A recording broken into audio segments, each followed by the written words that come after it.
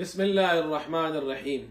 मुहतरम दोस्तों, एक वीडियो मेरे नज़र से गुजरी हमारे एक मुफ्ती साहब ने।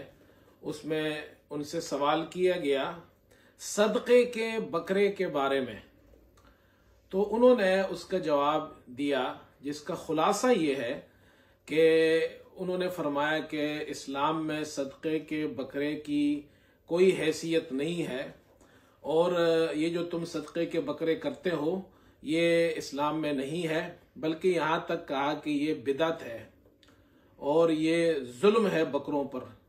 और ये भी कहा कि हुकूमत को चाहिए कि वो सदक़े के बकरों पर पाबंदी लगाए। अलबत्ता एक बात उन्होंने ये दरमियान में ये भी कही कि लोग सदक़े के बकरे को यानी बकरे को सदका करना ज़रूरी समझते हैं और उसको ज़बह करना ज़रूरी समझते हैं। और ये बात बिल्कुल ठीक है कि सदक़े के लिए बकरे का होना ज़रूरी नहीं है। पैसे से भी सदका किया जा सकता है, गरीब की मदद इलाज मुआलजे की सूरत में भी की जा सकती है और उसके मदद के मुख्तलिफ तरीक़े हैं। और सिर्फ बकरे को सदका करना ये ज़रूरी नहीं है। लेकिन ये कहना कि इस्लाम में बकरे का सदका करना ये जायज़ नहीं है, इसकी कोई हैसियत नहीं है, ये बिदअत है। यहाँ तक कि मुफ्ती साहब ने यह भी कहा कि ये कोई इबादत नहीं है। और उन्होंने ये कहा कि बकरे को या जानवर को जो ज़बह किया जाता है वो इबादत के तौर पर वो सिर्फ 3 जगह हैं, यानी कुर्बानी में और अकीक़े में और हज की कुर्बानी।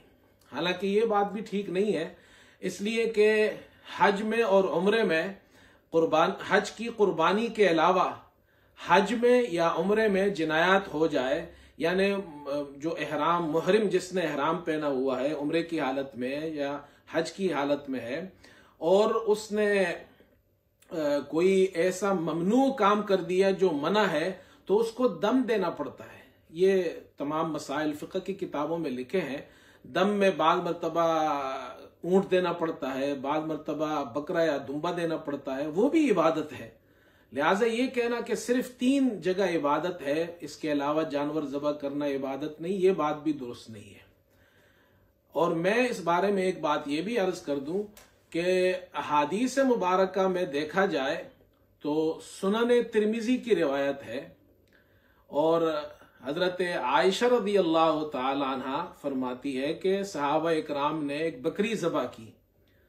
आप सल्लल्लाहु अलैहि वसल्लम ने पूछा कि क्या उस बकरी में से कुछ बाकी बच गया है? तो हजरत आयशा रज़ी अल्लाह तआला अन्हा ने अर्ज किया कि अल्लाह के रसूल, सिवाय शाना के और कोई बाकी नहीं बचा। यानी वो बाकी जो बकरी थी वो सहाबा ने सदका कर दी, एक शाना बाकी रह गया है।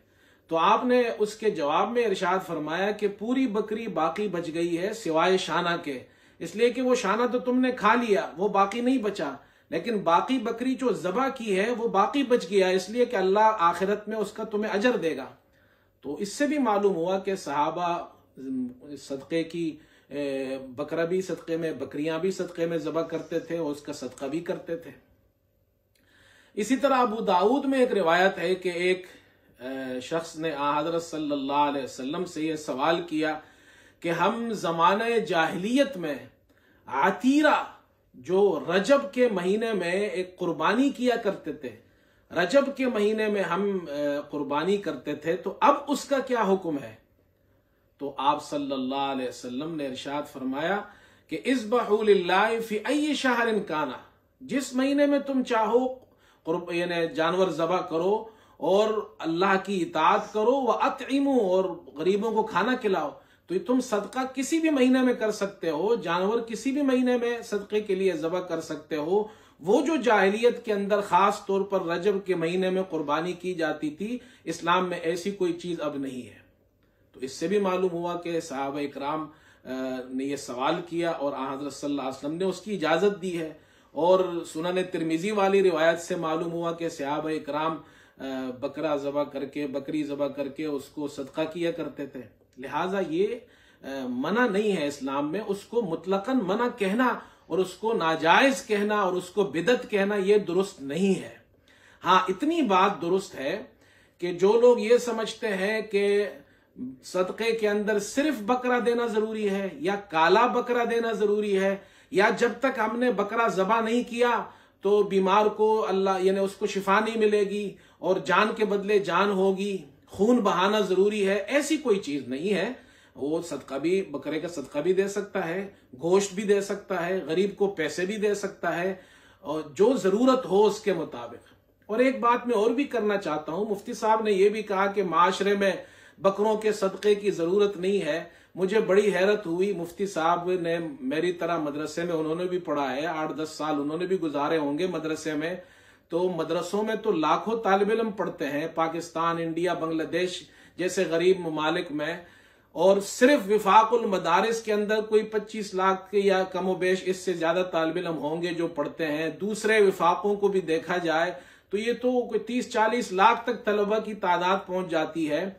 और इन मदरसों के अंदर लोग जाकर सदक़े के बकरे देते हैं और वो तलबा, उनको वो खाना मिलता है। अगर सदक़े का बकरा करना इबादत नहीं है, यानी बकरा सदक़े में देना इबादत नहीं है और वो बिदत है, तो फिर ये तलबा क्या खाएंगे? तलबा तो दाली खाएंगे सारी जिंदगी। हमारे जमाने में इतने बकरे नहीं होते थे, हम तो अक्सर और बेशतर दाली खाया करते थे। तो अब तो अल्हम्दुलिल्लाह लोग मदरसों की मुआवनत भी करते हैं। मुफ्ती साहब ने भी मेरी तरह बकरे के कई सदक़े के कई बकरे खाए होंगे, तलबा खाते हैं। तो अगर ये बिदत है तो फिर तो ये तलबा के लिए मसला बन जाएगा कि लोग मदारिस में बकरे देंगे ही नहीं, तो फिर वो बेचारे सारी जिंदगी दाली खाएंगे। तो ये तो तलबा का बहुत बड़ा नुकसान हो जाएगा। और ये कहना माशरे में जरूरत नहीं है, नहीं, जरूरत है, उसकी जरूरत है। दीनी मदारिस में लाखों तलबा पढ़ते हैं और ये लोग सदका करते हैं, पैसे भी देते हैं मदरसों में, ज़कात भी देते हैं, बकरे भी देते हैं, घाई भी देते हैं। हाँ, इतनी बात ये मैं दोबारा अर्ज कर दूं कि हजरत थानवी रहमतुल्लाह अलैह ने भी लिखा है कि अगर कोई शख्स ये जरूरी समझता है कि मुझे सदक़े में बकरा ही देना है और उसको ज़बा करना है, उसके अलावा कोई चीज सदक़े में नहीं, ये जायज नहीं है। या ये समझे कि जान के बदले जान होगी, कि मैं इधर बीमार है तो उसके लिए जानवर ज़बा कर दूं, जान के बदले जान, ये अकीदा दुरुस्त नहीं है।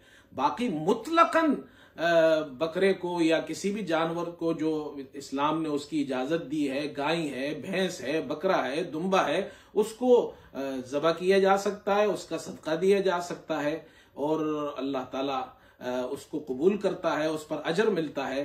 तो अल्लाह ताला हमें सही तरीके से सदका करने की तौफीक अता फरमाए। व आखिरु दावाना अनिल हम्दुलिल्लाहि रब्बिल आलमीन।